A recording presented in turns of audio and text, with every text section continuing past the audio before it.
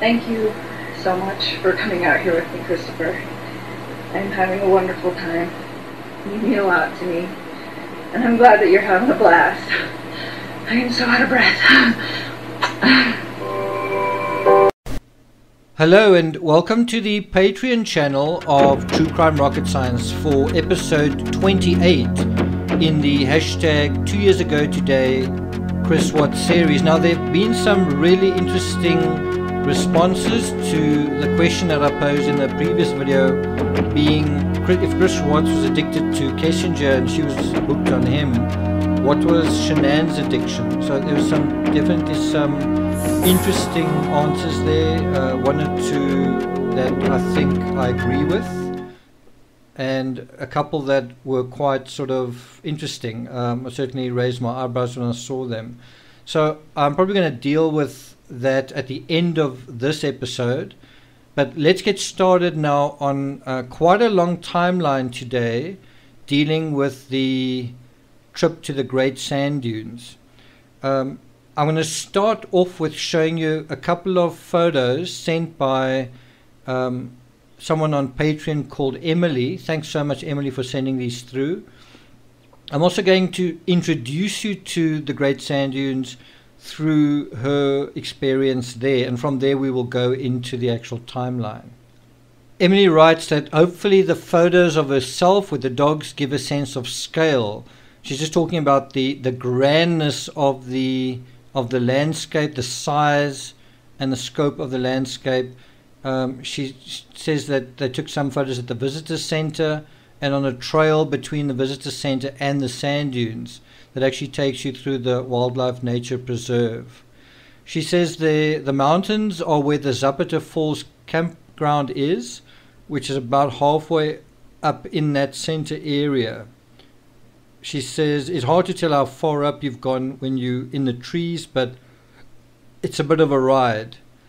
She says, I don't have campground pictures, but the spots were really nice with trees, shade, etc. In other words, you could have privacy.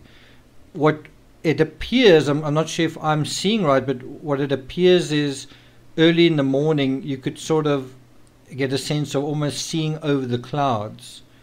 That you're quite high up, and that the clouds sort of form a blanket, and that from that sort of campground you sort of almost perched over the clouds.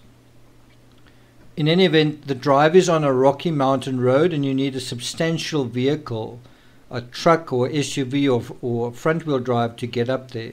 And obviously Kessinger did have a vehicle like that.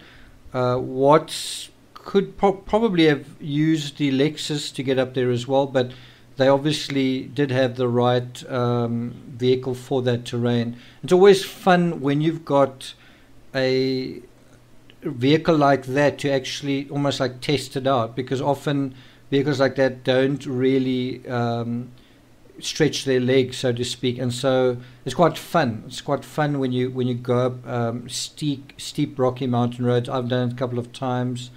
It's quite amazing what these vehicles can do these days.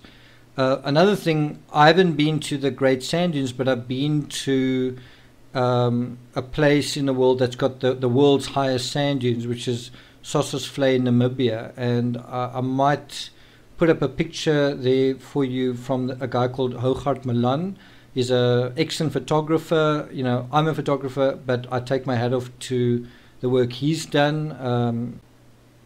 Hello YouTubers, I hope you've enjoyed that preview of episode 28. The full episode's around about 53 minutes long, so if you're interested in the rest of this episode, this is actually a really long episode dealing with quite a lot of information specific to Chris Watts and Kessinger more than anyone else, but definitely a very important episode given the timeline. If you haven't already, you should head on over to Patreon. I'll put a link in the description. It's Patreon/TCRS. It's only $1 a month, and obviously you get access to a lot of content besides just this series.